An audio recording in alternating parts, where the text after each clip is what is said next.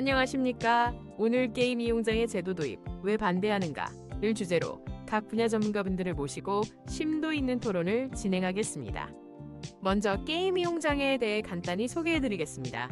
게임 이용장애는 2018년 국제질병분류에 새롭게 추가된 정신장애로 게임에 대한 조절 능력 상실, 다른 일상활동보다 게임 우선, 부정적 문제 발생에도 지속적 과도 사용이라는 세 가지 증상이 1년 이상 지속되며 학업이나 대인관계 등의 심각한 문제를 일으킬 때 진단됩니다.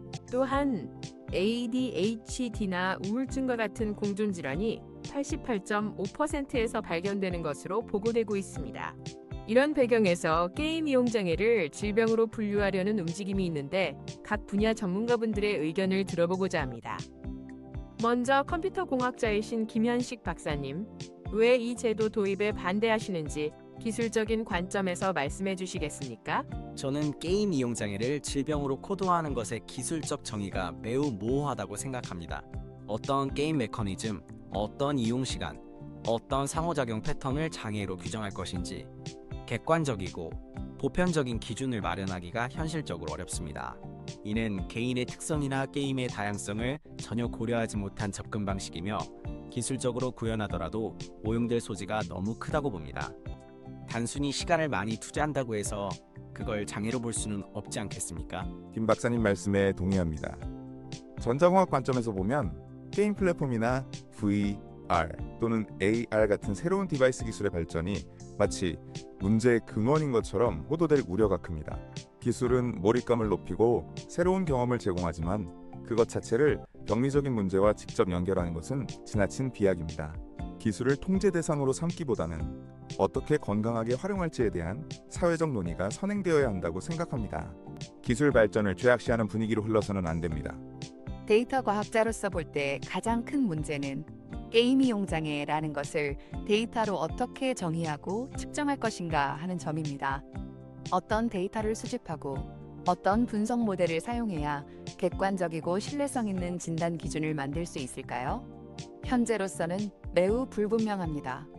섣부른 데이터 기반 진단은 특정 게임 이용자 그룹에 대한 편견을 강화하거나 긍정적인 측면, 예를 들어 게임을 통한 스트레스 해소나 사회성 함양 같은 데이터는 간과하게 만들 수 있습니다. 자칫 잘못된 낙인을 찍을 수 있습니다.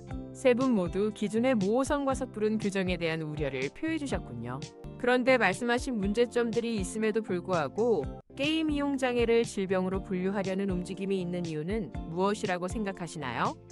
특히 ADHD나 우울증과 같은 공존질환이 높은 비율로 발견된다는 점은 어떻게 해석하시나요? 전략 시뮬레이션 게임에 몰두하는 것과 단순 반복형 모바일 게임에 시간을 많이 쓰는 것은 전혀 다른 인지 과정을 요구합니다. 이를 동일한 게임 이용 시간이라는 기준으로 묶어 장애로 판단할 수 있을까요?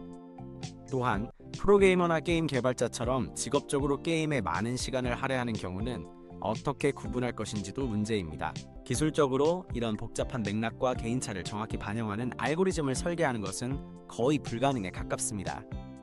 맞습니다. 김 박사님 말씀처럼 맥락이 중요합니다.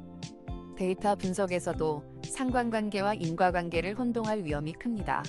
게임 이용 시간이 길다는 데이터가 우울증과 상관관계가 있다고 해서 게임이 우울증의 원인이라고 단정 지을 수는 없습니다. 오히려 현실의 어려움 때문에 게임에 몰입하는 경우가 많을 수도 있죠. 데이터는 현상을 보여줄 뿐 그 이면의 복잡한 인과관계를 설명해주지는 못합니다. 성급한 일반화는 금물입니다. 박선영 박사님, 데이터 분석 과정에서 발생할 수 있는 윤리적인 문제에 대해서는 어떻게 생각하시나요?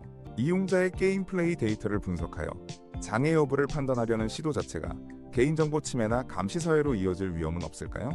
아주 중요한 지적입니다. 게임 이용 패턴 데이터는 민감한 개인정보에 해당할 수 있습니다. 이 데이터를 동의 없이 수집하거나 질병 진단이라는 목적으로 분석하는 것은 심각한 프라이버시 침해 문제를 야기할 수 있습니다.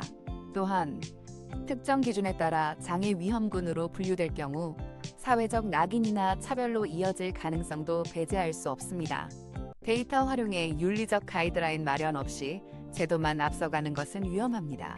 육준혁 박사님 의견처럼 기술은 도구일 뿐입니다. 망치로 못을 박을 수도 있지만 사람을 해칠 수도 있는 것처럼요.